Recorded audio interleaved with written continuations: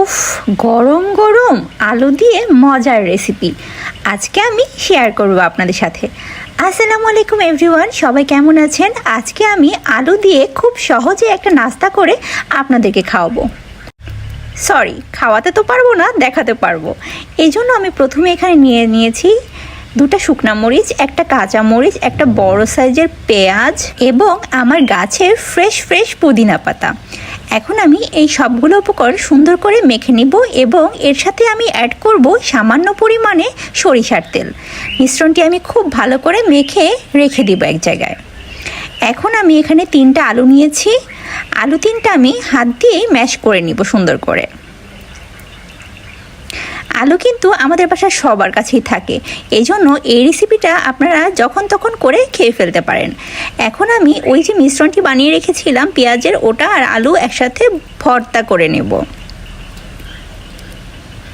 আলু কিন্তু ছোট বড় সবাই খুব পছন্দ করে, আর এর মধ্যে আছে কার্বোহাইড্রেট। এটা আমাদের শরীরের জন্য খুবই ভালো, বিশেষ করে বাচ্চাদের জন্য। আমি এখন ডোটা বানানোর জন্য এখানে আমি আটাটা মথে নিচ্ছি। আটা আমি মথেছি, এর মধ্যে পানি, লবণ আর আটা একসাথে ভুনে নিচ্ছি। এর মধ্যে সাথে দিয়ে দিলাম কিছু কালো জিরা। কালো জিরা কিন্তু খুবই ভালো আমাদের শরীরের জন্য। আমি 2টা সাইজের রুটি বানিয়ে নিয়েছি। এই যে দেখুন, আমার রুটি বানানো হয়ে গেছে। এখন আমি বানানোটা শুরু করব। এই রুটিটার মধ্যে আমি যে ভর্তাটা বানিয়েছিলাম সেটা আমি সুন্দর করে বিছিয়ে দিচ্ছি।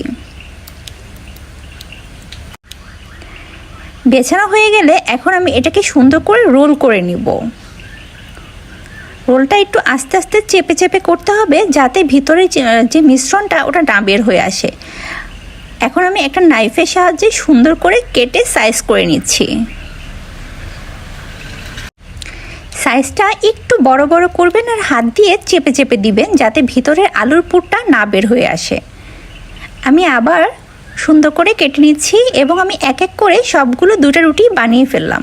এই যে দেখুন, হয়ে গেছে। এখন আমার সেকেন্ড পর্যায়ে, এখন আমি এগুলো সুন্দর করে ভেজে নিব। এর জন্য একটি কড়াইতে আমি পরিমাণ মতো তেল দিয়ে দিচ্ছি। এগুলো আমি একটু ডুবো তেলেই ভাজবো। সবগুলো আমি এক এক করে দিয়ে দিব এবং অপেক্ষা করব এটা ভাজা না হওয়া পর্যন্ত। এক পাশ হয়ে গেলে কিন্তু আমি আরেকটা পাশ আলতো করে দিয়ে দিতে হবে, যাতে ভিতরে মিশ্রণটা বের না হয়ে আসে। এটা আমার ভাজতে 10 মিনিট সময় লেগেছিল। এই যে আমি অলরেডি একটা পাশ উল্টিয়ে দিয়েছি। আমার ভাজা কিন্তু অলমোস্ট হয়ে গেছে। এই যে দেখেন, আমি সুন্দর করে প্লেটিং করে নিয়েছি আর সাথে নিয়েছি প্রাণ কেচাপ। রেসিপিটা খুবই সহজ, আপনারা বানিয়ে অবশ্যই খাবেন। আজকের না, আল্লাহ হাফেজ।